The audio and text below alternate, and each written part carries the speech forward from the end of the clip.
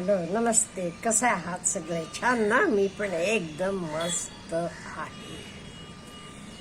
आज मला स्त्रियांबद्दल जरासं बोलायचं आहे.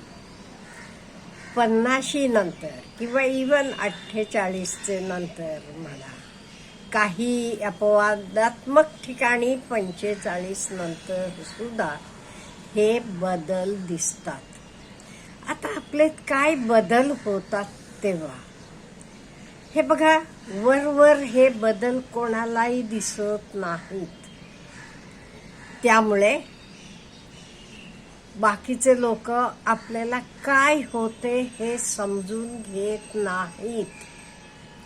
आपल्याला स्वतःला वाटते, हो मला एवढा त्रास होतो आणि हे कसं काय कोणालाही समजत नाहीये. नवऱ्याला समजत नाही, मुलांना समजत नाही, मैत्रिणी समजून घेते, कोणी कसं काय समजून घेत नाही असं आपल्याला वाटत असते. हे बघा, आतापर्यंत आपण सगळी आपली कामं आपण करत असतो. घरातलं, बाहेरचं, नोकरी करणं सगळं. आताही आपल्या मनात सगळं करण्याची इच्छा असते, मनाची तयारी असते. पण कुठेतरी आपल्याला शरीर जराशी विश्रांती मागते. किंवा पूर्वी आपलं ज्या स्पीडनं काम होत होतं तसं होत नाही. किंवा आपल्या मनालाच वाटते, कधी कधी एकदम थंडी वाजते, कधी कधी एकदम उकडते, कधी कधी हातपाय गळून गेल्यासारखं वाटतात, कधी कधी मनात काही असं नको, मला काही नको असं वाटते. असं होते का नाही? होते, प्रत्येक स्त्रीला होते. आणि हे फक्त ती स्वतः हे जाणून घेऊ शकते, बाकीच्यांना कळत नाही. बाकीचे फक्त म्हणतात, मुलं बाबांना म्हणतात, अहो बाबा हल्ली आई फार चिडचिड करायला लागली आहे बघा. म्हणलं होय, किंवा आतलं वातावरण एकदम गरम आहे असं बोलतात. आपल्याला काय होत असते हे आपण स्वतः फक्त जाणून घेऊ शकतो. हे वय आहे मेनोपॉजचं, आपली पाळी जाण्याचं.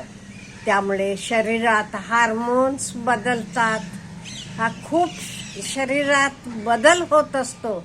हे बाहेरनं कोणालाही काही दिसत नाही, ते जाणवते आपल्याला स्वतःला. मग अशा वेळी आपण आपली काळजी कशी घ्यायची? आपण स्त्रिया का नाही, आपण फार असे दात आहोत. म्हणजे नवऱ्याची काळजी घेतो, आले गेलेल्यांची काळजी घेतो, सगळ्यांची काळजी घेतो, पण स्वतःची काळजी घेत नाही, स्वतःला दुर्लक्ष करतो. पण आजपासून ही गोष्ट बंद करायची. आरशासमोर जावा, उभा राहावा आणि सांगा, आत्तापर्यंत तू मला खूप मदत केली, आत्ता मी तुझी काळजी घेणार आहे. मी आहे तुझे जवळची मैत्रीण. मी तुला एकटीला सोडणार नाही, मी आहे कायम तुझे जवळ. असं आरशासमोर उभा राहून रोज मनातल्या मनात का होईना म्हणत जावा. म्हणजे स्वतःला जरासं काय म्हणून मी स्वतःला जराशी शक्ती येते. आणि आपण ह्या परिस्थितीत शरीराची तर काळजी घ्यायला पाहिजे. आणि शरीराला काय होते नाही हे दिसते, पण मनाला काय होते तर कोणालाही दिसत नाही. त्यामुळे मनाची काळजी पण घेणं खूप गरजेचं आहे. त्यामुळे स्वतःच्या भावना, स्वतःला कधी रडू आलं, रड्या हरकत नाहीये. कधी हसावं वाटलं, अगदी हसत जावा. आणि स्वतःकडे लक्ष द्या, तुमच्यावर प्रेम असू द्या. आणि ह्या वयात काय होते माहितीये का हो, मेन म्हणजे आपली मुलं मोठी झालेली असतात, नवरा पण आपले कामात, आपले जॉबमध्ये अगदी वरचे लेवलला गेलेला असतो. त्याचं पण काम वाढलेलं असते, त्यामुळे त्याचं पण जास्त लक्ष ऑफिसमध्ये असते. मग आपल्याला वाटते आपल्याकडे कोणाचंच लक्ष नाहीये का असं वाटत जाते. अशा वेळी आपण काय करायचं? आणि हळूहळू आपलं म्हातारपण येत असते जवळ, पण आपल्याला तर जाणवत नाही. अजूनही आपल्याला वाटतंय आपण यंग आहोत, आतापर्यंत सगळं माझं मी केलंय, त्यामुळे वाटत नाही अजूनही. कुठेतरी एकात दोन केस पांढरे दिसायला लागले की मग वाटते हा का. त्यामुळे आपण काय करायचं? स्वतःची काळजी घ्यायची. स्वतःची काळजी घ्यायचं म्हणजे काय? स्वतःचे जेवणाबद्दल, जेवणात काय प्रोटीन्स वाढवा, चांगली फळं बिळं घ्या, भरपूर पाणी प्या, आणि आपलं जीवन हे मी 100% पूर्ण जगणार आहे, ही आपण आपली मानसिक तयारी ठेवायची. का? म्हणजे ह्या वयात काय होते माहिती का? Empty nest syndrome. मी पूर्वी एक व्हिडिओ पण केला होता ह्याच्यावर. असं आपण सगळ्यातनं मुक्त झालेलो असतो का? म्हणजे एक ते मुलं मोठी होऊन नोकरीला गेलेली, आपली आपली स्थायिक झालेली असतात.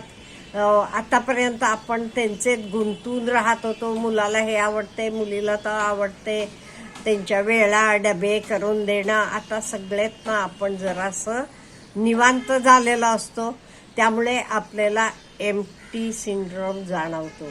मला कोणी विचारत नाही, आता माझी गरज कोणालाच नाही आहे असं जाणवते. त्यामुळे आपण आपले मनाची तयारी व्यवस्थित ठेवायची आणि दुसऱ्यांकडनं काहीही अपेक्षा ठेवायची नाही. मला मुलाने विचारायला पाहिजे, नवऱ्याने विचारायला पाहिजे, नाही, बिलकुल अपेक्षा ठेवायची नाही. आणि आता हळूहळू आपण काय विचार करायला पाहिजे माहितीये का? आपण आता ह्या घरात, ह्या जगात आपण पाहुणे आहोत. हे आपण जरासं आपले मनाला तरी सांगायला पाहिजे. म्हणून हे एम्प्टी सिंड्रोम पण आपल्याला येऊ नये म्हणून आपण काहीतरी छंद, हॉबी हवी आपल्याला. काही नवीन नवीन आत्मसात करायला जाऊया, किंवा काही लहानपणी करायचं राहिलं असलं आता करूया. तर पूर्ण तर आता शिक्षण असेल, काही कला असतील, काही असू देत. आणि आजची आपले जगण्याची तयारी म्हणजे, किंवा आता आपण जगतो ही आपली उद्याची तयारी आहे. म्हणजे उद्या आपण असं मी कोणालाही नकोय, माझं काय काम आहे असं जाणवत नाही. खरंच सांगते मी तुम्हाला. का? म्हणजे आपलं काहीतरी असते, आपण आपल्या गोष्टीतनं एंगेज होतो. त्यामुळे नाही ते रिकामं बसलं की काय होते, त्यानं मला विचारलं नाही, ह्याला मला विचारलं नाही, अहो त्यांचं मी किती काही केलं होतं, आज माझ्याकडे लक्षच नाही त्या लोकांचं, असं वाटत असते. हे काही विचार आपल्या डोक्यात यायला नको म्हणून आपण अगदी कुठलंही हार्ड काम करा म्हणत नाही मी. तुम्हाला आवडणारं हलकं फुलकं, जे तुम्हाला उत्साही ठेवते असा काहीतरी छंद निवडा आणि जगणं सिंपल करा. सिंपल म्हणजे काय? कुठली नवीन गोष्ट दिसली जाऊन ती आणायला पाहिजे नाही. आताच अहो माझ्याकडे आता 100भर साड्या आहेत, चिकार झाल्या की मला आता कशाला नवीन घ्यायला पाहिजे, हे टाईपचं आपण माइंडसेट ठेवायला पाहिजे. आणि हळूहळू आता 50 नंतर हळूहळू आपण म्हातारपणाकडे जात असतो, किंवा आयुष्याचे संध्याकाळ जवळ यायला लागलीये आणि ती संध्याकाळ आपल्याला सुंदर छान ठेवायची आहे. अहो ओल्ड एज म्हणा, सिनियर लिव्हिंग म्हणा, काही म्हणा.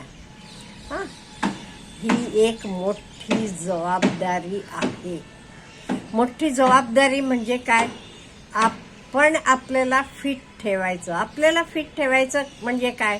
आपली कामं आपण करणे एवढं राहायचं. आपले आंघोळ, आपलं काय हवं तर खाणं पिणं, कुठे आपल्याला होते एवढं वॉकिंग, काय व्यायाम, काय हे सगळं आपण आपले आवाक्यातलं करायचं. पाहिजे ते आरशासमोर जाऊन उभा राहावा. तुम्हाला एक स्त्री दिसेल जिला तुम्ही आतापर्यंत बघितलेलं नाही. आज तुम्ही फर्स्ट टाइम तिला भेटता आणि तिला सांगा, मी तुझी अगदी जवळची मैत्रीण आहे, मी कायम तुझ्या बरोबर राहणार आहे. आपण अगदी शेवटपर्यंत आनंदी सुखी राहायचं. विचार करून तरी बघा, आपल्याला काय वाटते? आपण आपली संध्याकाळ कशी सुंदर आणि सुखमय बनवायची? तुमचे काय विचार आहेत? मला नक्की कळवा. Have a good day.